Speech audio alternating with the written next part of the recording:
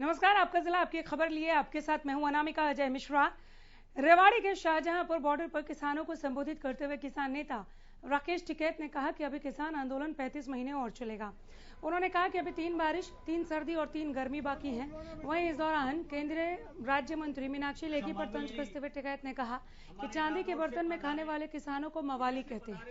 उन्होंने कहा कि मंत्री सिर्फ बोलने वाली हैं, लिखने वाला कोई और ही है। चुनाव लड़ने को लेकर टिकैत ने कहा कि संयुक्त मोर्चा का लक्ष्य चुनाव लड़ना नहीं है। किसान लोकतांत्रिक तरीके से अपनी यही बात कह रहे हैं। सरकार के साथ बातचीत पर उन्होंने कहा कि किसान सरकार के साथ वार्ता के लिए तैयार है, लेकिन सरकार सशर्त बातचीत चाहती है। हम सशर्त बातचीत नहीं करेंगे।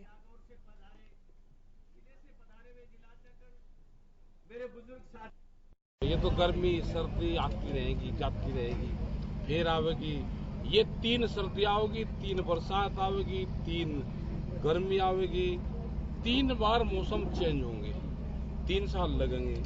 अभी 35 महीने और आंदोलन चलेगा अगर सरकार बात नहीं। ये राजनीति थोड़ी है, ये तो देश बचाने की नीति है कि देश कैसे बचेगा। राष्ट्र नीति है ये, इसको राजनीति नहीं कह सकते। अगर सरकार का विरोध करना राजनीति है तो हम राजनीति तो वे करते हैं, हम तो राष्ट्रनीति करते हैं। राष्ट्र कैसे बचेगा?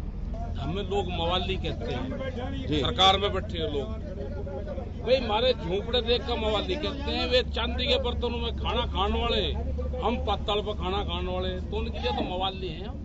हम बांस के झुप्पड़पट्टियों में रहते हैं, 8-8 महीने से अपने घर नहीं गए, यहाँ पे धरना देकर बैठे हैं। सरकार जब तक बात नहीं मानेगी, वे कानून वापसी नहीं लेंगे। ये किसान हैं, ये किसान बॉर्डर से बाहर नहीं जाएगा।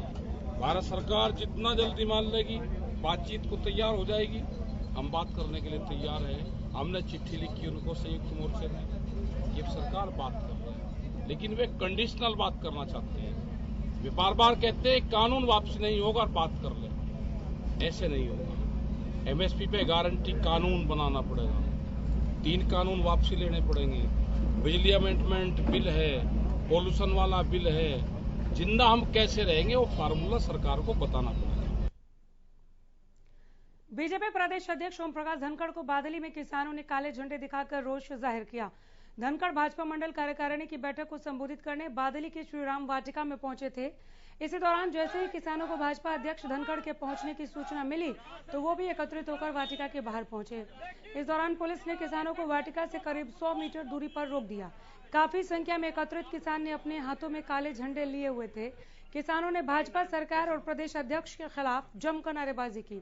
हालांकि पुलिस ने किसानों को सड़क के बीच नहीं जाने दिया और किसानों ने एक तरफ खड़े होकर अपना रोष जाहिर किया।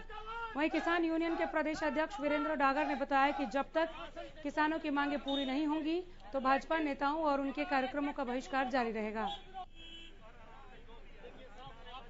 किसान जो लगातार आज 8 महीने से का समय हो गया धरना चल रहा है, किसानों का उनका विरोध प्रदर्शन करने का हम यहाँ बादली पहुंचे हैं। हम यहाँ काले झंडे दिखाकर उनका विरोध प्रदर्शन करेंगे और उनका कोई भी प्रोग्राम यहाँ पर नहीं होने देंगे। सिरसा में बरनाला रोड पर धरना देने के मामले में पुलिस ने प्रदर्शनकारी किसानों पर मामला दर्ज किया। मामले में एएसआई सुशील कुमार की शिकायत पर 11 नामजद समेत 400 किसानों के खिलाफ रोड जाम करने के, कोविड नियमों की अवहेलना करने के मामले में कार्रवाई की गई।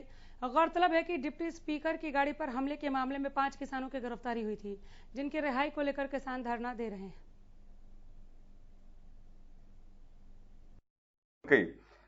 फजीयत हुई, उनकी बदनामी हुई, तो अपनी फजीयत, अपनी किरकिरी से बचने को लेकर अपनी हार को स्वीकार न करते हुए लोगों के अंदर एक दहशत का माहौल पैदा करने को लेकर, अपने नाक के सवाल को लेकर इन्होंने फिर दोबारा से मुकदमे बनाने शुरू कर दिए कि अनशन पर बैठे उन पे 11 किसानों के बाई नेम, बाकी अन्य, और रोड जाम किया हमने 2 घंटे के लिए, उसको लेकर भी इन्होंने मुकदमे बना दी, FIR दर्ज कर दी है।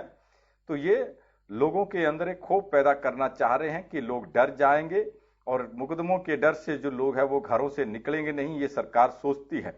लेकिन सरकार जितना भी दमन करेगी, आंदोलन उतना ज्यादा मजबूत होगा।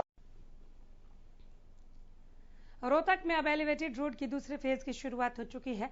दूसरे चरण में कच्चा बेरी रोड से होते हुए रेलवे स्टेशन पर पहुंचने के लिए लगभग 700 मीटर का एलिवेटेड रोड बनाया गया, जिसकी शुरुआत शनिवार को पूर्व मंत्री मनीष ग्रोवर, जिला उपायुक्त ने की।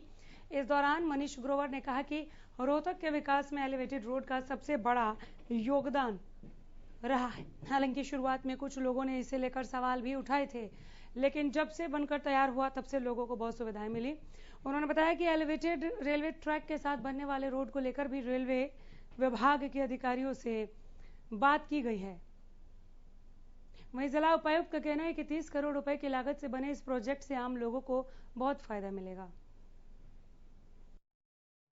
मेरा एक सपना और पूरा हुआ है। जो रोहतक की जनता चाहती थी कि हम जाम से मुक्ति मिले, उस जाम की मुक्ति में करवाने में मेरे प्रदेश के माननीय मुख्यमंत्री जी ने जो रोहतक की जनता को विकास के नाम से धन दिया, मैं सबसे पहले माननीय मुख्यमंत्री जी का विशेष तौर से धन्यवाद करता हूँ। थोड़ा पार्ट वो रेलवे का हिस्सा था, रेलवे के हिस्से की वजह से थोड़ा सा रेलवे की वर्किंग थोड़ा कोविड के कारण से लेट हुआ है, उसकी वजह से इसको हम हो गया। और आज बाबा कपिलपुरी जी महाराज जी के हाथों से उपायुक्त महोदय और सभी पीडब्ल्यूडी के अधिकारियों ने यहाँ आकर उनको आज नारियल से उद्घाटन और आज उस काम को भी चालू कर दिया। मात्र मुझे लगता है कि 3-4 महीने के अंदर उस प्रोजेक्ट को पूरा कर देंगे।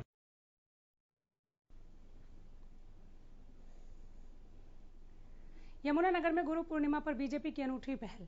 समाज में किसी भी क्षेत्र में अपनी उत्कृष्ट भूमिका निभाने वाले गुरुओं का गुरु पूर्णिमा के मौके पर बीजेपी ने सम्मानित किया। गुरुओं को शिक्षा मंत्री कंवरपाल गुर्जर ने शिक्षा के क्षेत्र में अहम भूमिका निभाने और समाज में बदलाव लाने वाले गुरुओं के घर जाकर उनका सम्मान किया। शिक्षा मंत्री ने इन गुरुजनों के घर पहुंचकर उन्हें फूल माला पहनाकर, मिठाई देकर, शॉल ओढ़ाकर सम्मानित किया। वहीं शिक्षा मंत्री ने बताया कि आज पूरे देश में बीजेपी के कार्यक्रम हो रहे हैं। जिन लोगों ने भी शिक्षा, खेल व समाज के क्षेत्र में अहम योगदान दिया है, आज उन सबका सम्मान किया जा रहा है। KL जौहर जी हैं जो हमारे ML कॉलेज के प्रिंसिपल रहे, और प्रिंसिपल के बाद वो गुरु जमडेश्वर यूनिवर्सिटी हिसार जो है उसके जब स्थापना हुई तो उसके वाइस चांसलर बने। बहुत अच्छा काम उन्होंने वहाँ भी किया है, शिक्षा के क्षेत्र में बहुत अच्छा काम किया उन्होंने। और इसी प्रकार से लाला वेद प्रकाश जी, वो शिक्षक तो नहीं रहे, लेकिन जो हमारी SD संस्था है जिसमें आज की तारीख में 10,000 से ज़्यादा बच्चे पढ़ते हैं, तो इसको इस स्थिति में लेके आने के लिए, इसको बढ़ाने के लिए उनका बहुत बड़ा योगदान है। और मैं समझता हूँ कि आज बहुत बड़ी संख्या में इतने 10,000 से ज़्यादा बच्चे जो है इस संस्थान में शिक्षा ग्रहण कर रहे हैं, तो इसको ऐसी प्रतिष्ठित संस्था बनाना, बढ़िया संस्था बनाना, और उसके लिए बहुत बड़ा काम उन्होंने समाज का किया। तो आज उनको भी सम्मानित करने के लिए हमने क्या, सरकार तो योजनाएं बनाकर लोगों का जीवन स्तर बेहतर बनाने की कोशिश करती है, लेकिन जब योजनाएं धरातल पर उतरती हैं तो अधिकारियों की लापरवाही से सब कुछ टाएं फिस हो जाता है। ऐसा ही मामला कैथल के गांव रसूलपुर में सामने आया, जहां रिचार्ज बोरवेल सिर्फ शोपीस बनकर रह गए। दरअसल भूजल स्तर को लेकर सरकारी परिसरों और बाढ़ग्रस्त इलाकों में भूजल और किसानों की फसलों को बाढ़ के पानी से बचाने के लिए लाखों रुपए खर्च करके रिचार्ज बोरवेल लगवाए गए हैं। अब ये बोरवेल ना तो भूजल बचाने के काम आ रहे हैं, न ही किसानों के फसलों को बचाने के लिए कारगर। सिंचाई विभाग के एक्सीएन मामले में लीपापोती करते हुए सब कुछ ठीक होने का दावा कर रहे हैं, लेकिन हकीकत कुछ और है।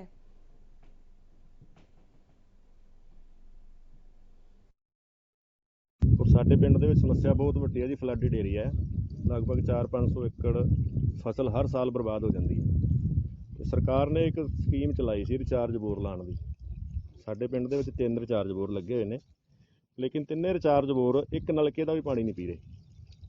ਸਰਕਾਰ ਨੂੰ ਸਾਡੀ ਰਿਕੁਐਸਟ ਹੈ ਵੀ ਰਿਚਾਰਜ ਬੋਰ ਲਵਾਉਣੇ ਨੇ, ਅਗਰ ਖਰਚਾ ਕਰਨਾ ਹੈ ਤੇ ਪਿੰਡ ਦੀ ਕੋਈ ਨਿਗਰਾਨੀ ਕਮੇਟੀ ਬਣੇ, ਨਿਗਰਾਨੀ ਕਮੇਟੀ ਦੇ ਅੰਡਰ ਬੋਰੇ ਲਾਏ ਜਾਣ, ਜੋ ਕਿ ਸਰਕਾਰ ਵੱਲੋਂ ਪੈਸਾ ਆਇਆ ਉਹ ਸਹੀ ਢੰਗ ਨਾਲ ਯੂਜ਼ ਹੋ ਸਕੇ। ਇਹਦੇ ਵਿੱਚ ਠੇਕੇਦਾਰੀ ਪ੍ਰਥਾ ਚਲਾਈ ਹੋਈ ਹੈ ਜੀ, ਠੇਕੇਦਾਰ ਲਾਇਆ ਕੁਛ ਵੀ ਨਹੀਂਗਾ ਜੀ। 3.5 ਲੱਖ ਰੁਪਏ ਦਾ ਬਜਟ ਦਿਖਾਇਆ ਹੋਇਆ ਸਰਕਾਰ ਨੇ।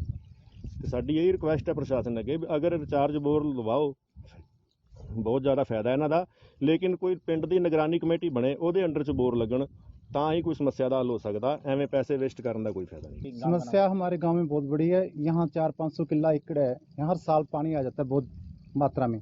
उसके लिए हमारे गांव में 3 चार्जिंग बोर लगवाए हुए थे गवर्नमेंट ने, भी जब फ्लड आएगा तो पानी निकल जाएगा। लेकिन इस बार अच्छी बरसात होने के कारण जब हमने इन रिचार्जों में पानी डाला इन्होंने 500 लीटर अपने हफ्ते में पिया होगा। इतना कम पानी पीते हैं, इसका कोई बेनिफिट नहीं है किसी प्रकार का भी, क्योंकि रिचार्जिंग बोर वो होते हैं जो अधिक मात्रा में पानी पीते हैं। 3.5 लाख रुपए इस पर खर्चा हुआ है, लेकिन ये गवर्नमेंट की बिल्कुल पॉलिसी। आपके माध्यम से हमें पता चला है कि वो रिचार्ज बोर काम नहीं कर रहे हैं। मैंने अपने अधिकारी JEOSD को मौके पर भेजा है, वो इसकी जांच करके मेरे को अवगत कराएंगे। सर किस तरह की मतलब कि इसमें दिक्कत आई हुई है या मतलब कि लगाने में ही कोई गड़बड़ी है? इसके बारे में मैं बताना चाहूँगा कि ये प्रोजेक्ट है जो रिचार्ज बोर वेल का, ये सेंट्रल ग्राउंड वाटर और हरियाणा एग्रीकल्चर यूनिवर्सिटी के साइंटिस्टों द्वारा इसको पास किया गया है। इसमें प्रोविज़न ये है कि ये 120 की डेप्थ पे हमने इसको फर्स्ट सेकेंडरी लेयर में छोड़ना है, जो फर्स्ट चोआ बोलते हैं जिसको।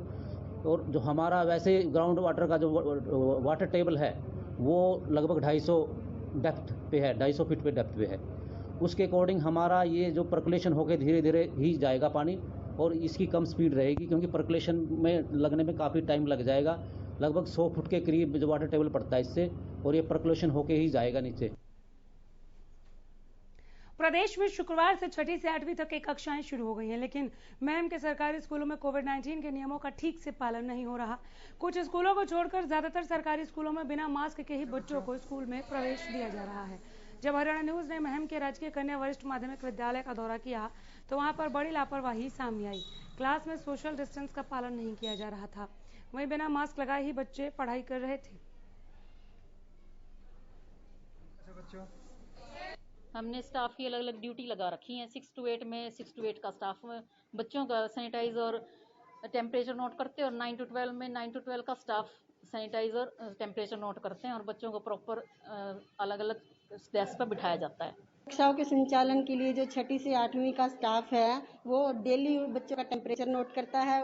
उस टेम्परेचर को मतलब हमारी नोटबुक में भी लिखा जाता है, और साथ में अवसर ऐप पर भी डाला जाता है ताकि पता चल जाए प्रशासन को कि इतने बच्चे स्कूल में आए हैं और ये बच्चों का टेम्परेचर है। और उसके बाद सैनिटाइज करवा के उनको क्लासरूम में। सोनीपत के बस स्टैंड पर टिकट काउंटर से लेकर बस स्टैंड परिसर और बसों के अंदर सोशल डिस्टेंसिंग की जमकर धज्जियां उड़ाई जा रही हैं। बस काउंटर पर टिकट काटने वाले कर्मचारी से लेकर बस में यात्रा करने वाले लोग मास्क लगाना भूल गए। जहां कोरोना की दूसरी लहर पूरी तरह से खत्म ही नहीं हुई और तीसरी लहर का अंदेशा जताया जा रहा है, ऐसे में ये लापरवाही किसी बड़े विस्फोट से कम नहीं होगी।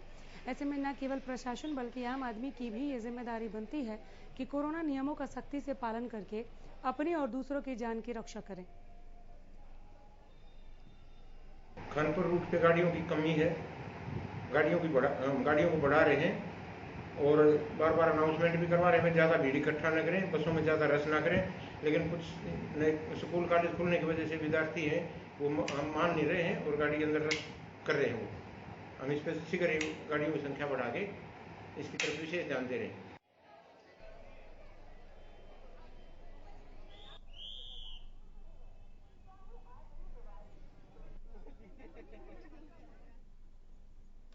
सरकार ने कच्चे रास्तों को पक्का करने की बहुत सी घोषणाएं की हुई हैं, जिन पर विभागीय अधिकारी काम करने का दावा करते हैं, लेकिन जो सड़कें पहले से ही पक्की हैं और गड्ढों में तब्दील हो रही हैं, उनकी तरफ न तो सरकार के नुमाइंदों का ध्यान जा रहा है और न ही विभाग के कार्यालयों में बैठे उच्च अधिकारियों का। रेवाड़ी की सड़कों की भी इन दिनों यही हालात हैं। हालात ऐसे हैं कि समझना मुश्किल हो रहा है कि सड़क में गड्ढा है या गड्ढों में सड़क। बाजार की मुख्य सड़क की दुर्दशा मरम्मत और देखरेख की कमी की वजह से है। इस सड़क से रोजाना कई गाड़ियां गुजरती हैं, लेकिन इन सड़कों की हालत देखकर वहां से गुजरने वाले वाहन चालक भी डरने लगे हैं। सरकार ने इतने अच्छे रोड बनाए थे तो आप लोगों को पता है हमारे विधानसभा में कोई रोड खराब नहीं था, लेकिन जब ये किसान आंदोलन चला और उसकी वजह से NH8 पर जो रुकावट हो रही है उसकी वजह से जितना भी ट्रैफिक है वो सब गाँवों से होता हुआ निकल रहा है, तो उसके वजह से हमारे सारे रोड टूट गए। ये बात सही है। अब जो ही ये रोड खाली होंगे और बरसात थोड़ा ठीक होगी तो उसके बाद इनकी रिपेयर वगैरह जो भी उचित होगा वो करेंगे। नई बनाएंगे, रिपेयर होगी। झज्जर के डीसी श्यामलाल पूनिया ने शुक्रवार को अधिकारियों के साथ लेकर केसीबी ड्रेन का जायजा लिया। उन्होंने गांव कुलताना से लेकर छुड़ानी तक के ड्रेन का जायजा लिया है। साथ ही उन्होंने अधिकारियों को खेतों में खड़े पानी को जल्द निकालने का, ड्रेन की पटरी को मजबूत करने के आदेश दिए। आपको बता दें कि केसीबी ड्रेन टूटने से छुड़ानी गांव में लगभग 500 एकड़ से ज्यादा भूमि पर जल भराव की स्थिति बनी हुई है। डीसी ने भादानी रोड पर केसीबी ड्रेन की पटरी से ही सिंचाई विभाग द्वारा मिट्टी उठाने पर अधिकारियों को फटकार भी लगाई।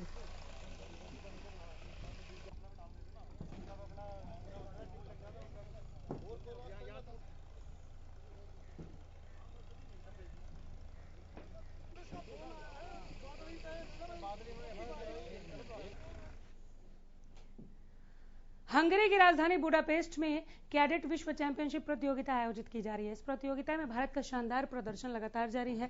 चैंपियनशिप में हरियाणा के खिलाड़ियों ने सबसे ज्यादा मेडल जीतकर एक बार फिर देश का नाम रोशन किया।